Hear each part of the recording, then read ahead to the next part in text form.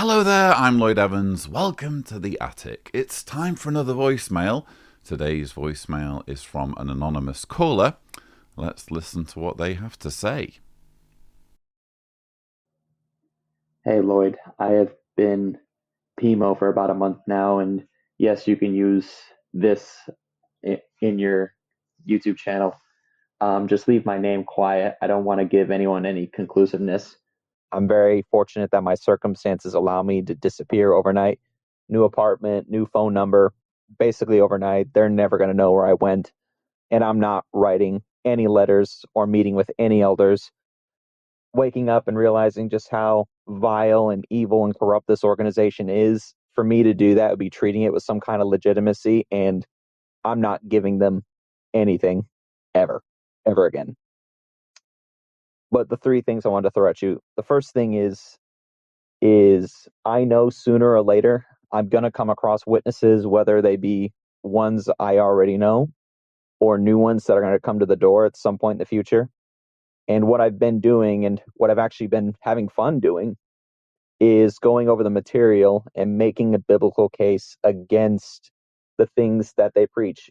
In other words, debunking it from the Bible. And I've been starting with the governing body because it occurred to me that if you attack just an individual thing, basically blood, the two witness rule, those things are just, in my opinion, symptoms, because the entire thing, the way it looks to me, is built on a trust in these 11 men.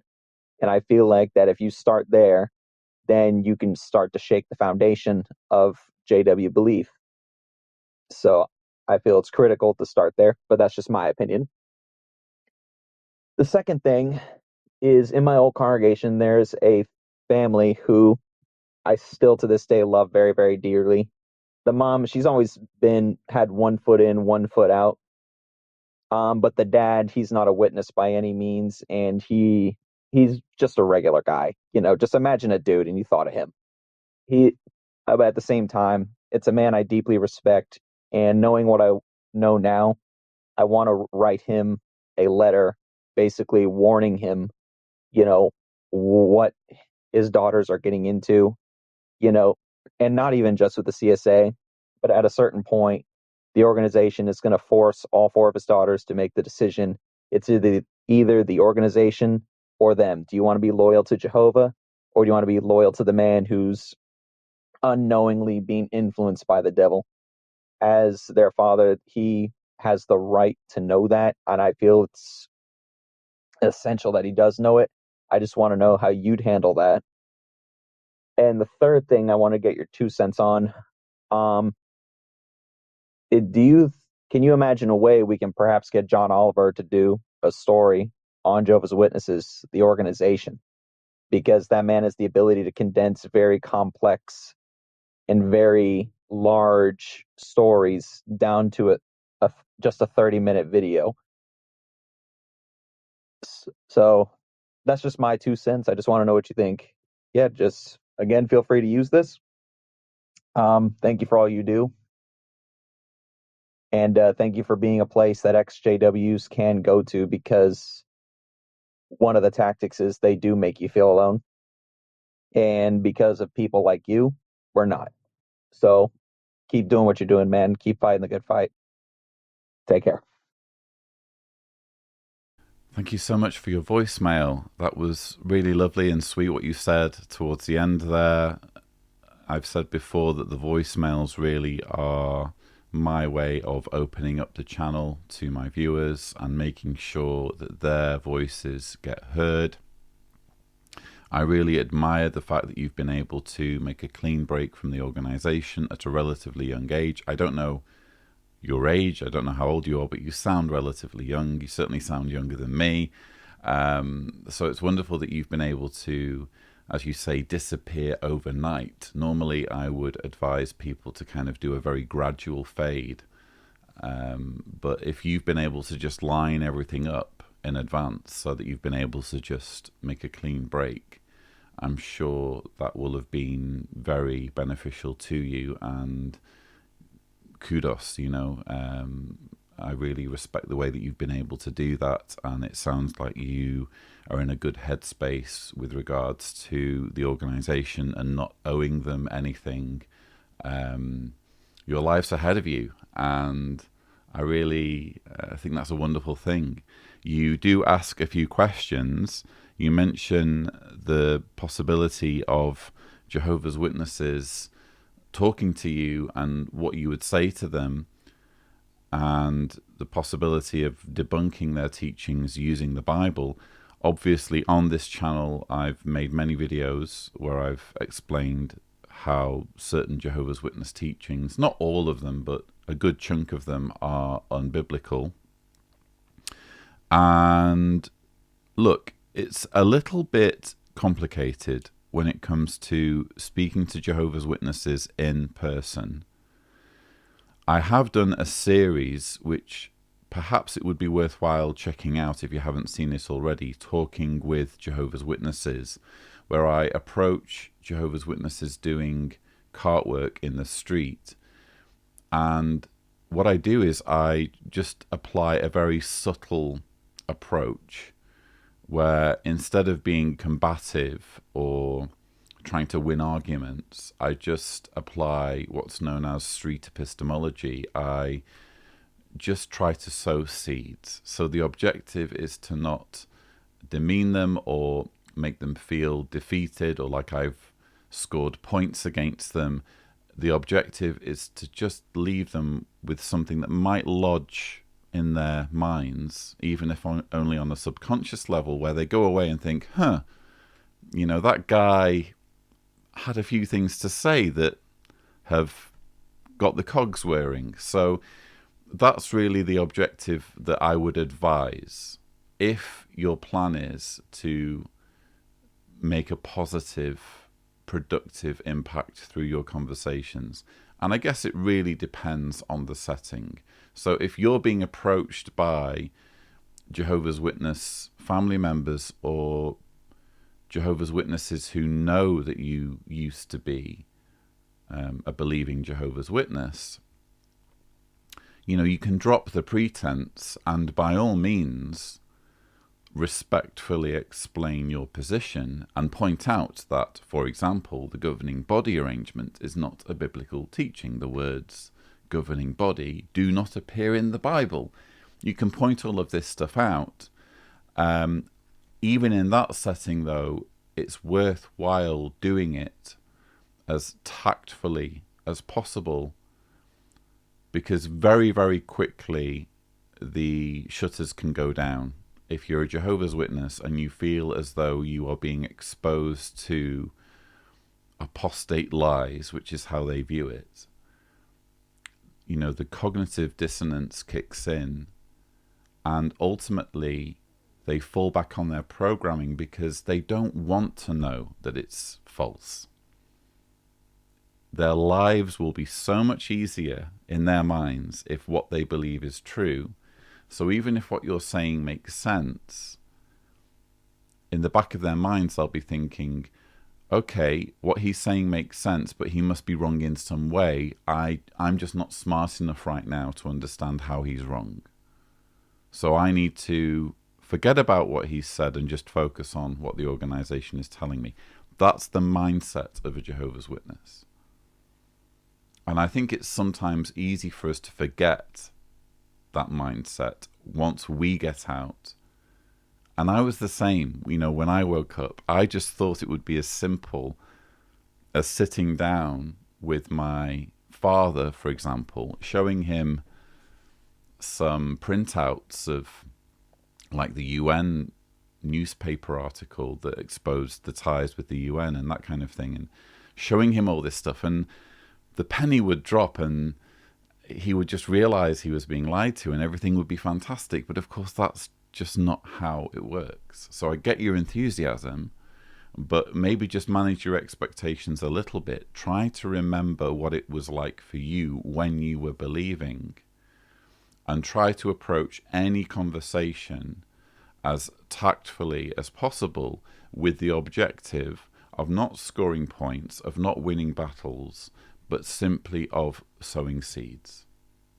simply of leaving them with some issues to contend with, even if only on a subconscious level, where they're thinking, you know what, that guy, he's clearly a nice guy, he's clearly a sincere guy, and what he said makes sense. I'm going to think about it a little bit more. That would be the absolute best case scenario if you're talking to any Jehovah's Witness. So yeah, it really depends on the setting. Is it people that you know, or is it people who are calling on you because they don't know that you are an ex-Jehovah's Witness?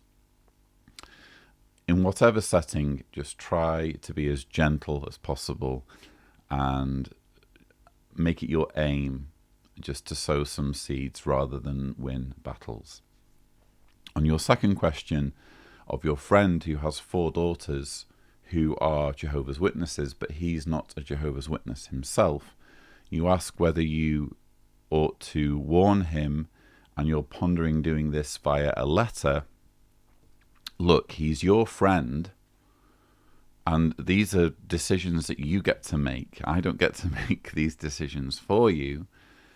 And only you really understand your relationship to this man and the situation that he is in. No matter how you explain it, you're the boots on the ground. You understand the situation and your relationship, and you will know what you can get away with in terms of how to approach things.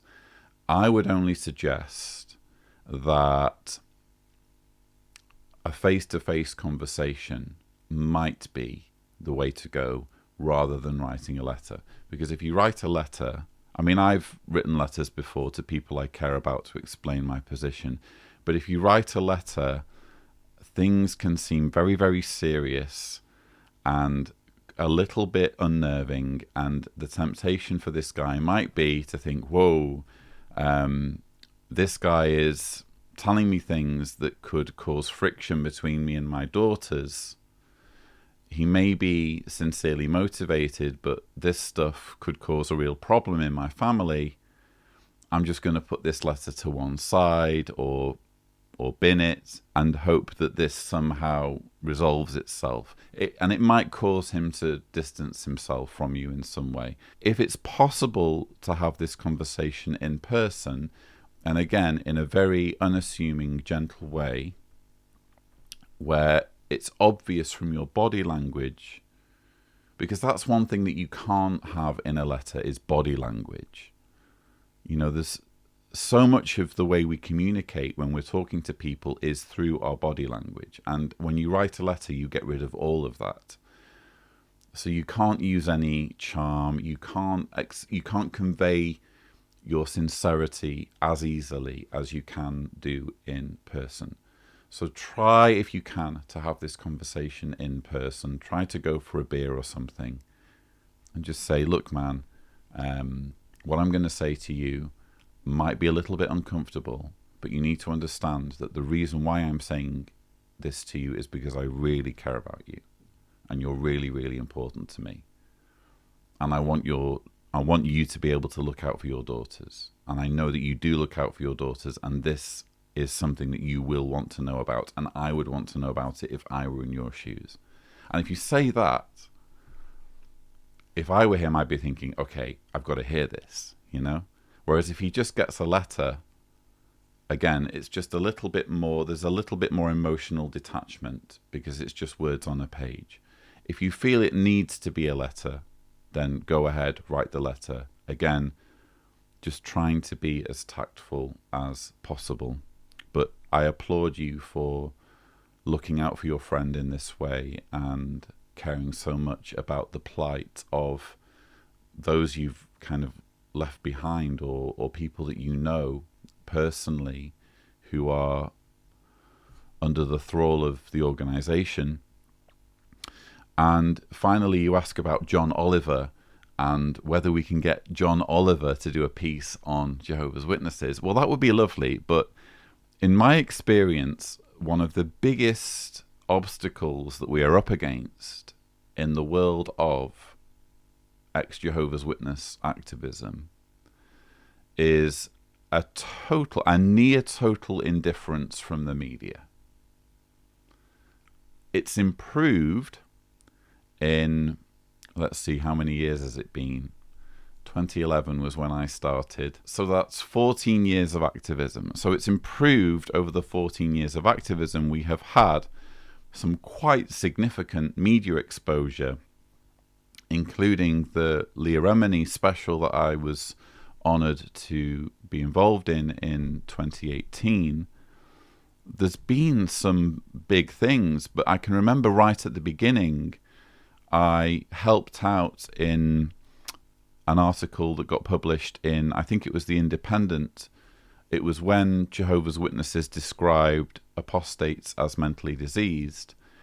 And I was one of a number of ex-Jehovah's Witnesses who were kind of working behind the scenes on getting this story some exposure. And we managed to get it published in The Independent. And I can remember at the time someone telling me, you have no idea what a big deal this is, that a newspaper is publishing something about Jehovah's Witnesses and the way they treat former members. It's a huge thing. And that was way back in 2011, 2012, something like that. Since then, we've had every now and then some exposure that's been helpful. But in my view, the mainstream media is so far off from taking this situation seriously. And you'll have to ask them what their reasons are. I would suspect that they don't want to be perceived as bullies. They don't want to be perceived as sticking the boot in with a religious minority that most people perceive as harmless. Cults are sort of an interesting topic, but also it's like a fine line, I would imagine, in their view. It's a fine line between exposing something dangerous and further marginalizing a religious minority. I'm guessing that that's the approach that they take, the media. And that's resulted in, as I say, just indifference.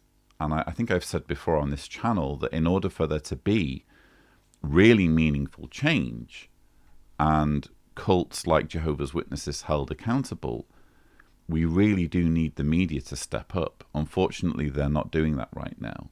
And you know, it's not just John Oliver, of course, there are others, you know, who do podcasts and who do investigations. And I was really hopeful at one point that Louis Theroux might do some work on Jehovah's Witnesses. And I think at one point I was speaking to his production company and they seemed quite serious about doing something, but nothing ever materialized.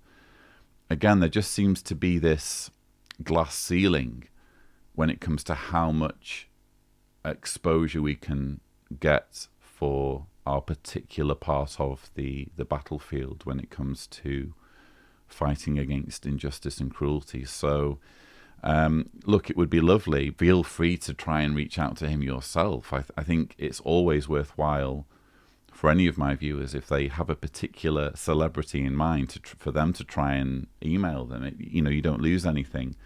But I think it's important to be realistic and understand that we really are fighting against the current in our particular niche of ex-cult activism, because for whatever reason, the media seem terrified to really get stuck into this subject. And if they were to treat this with the seriousness that it deserves, I am sure we would see huge changes overnight. But for whatever reason, they're just terrified.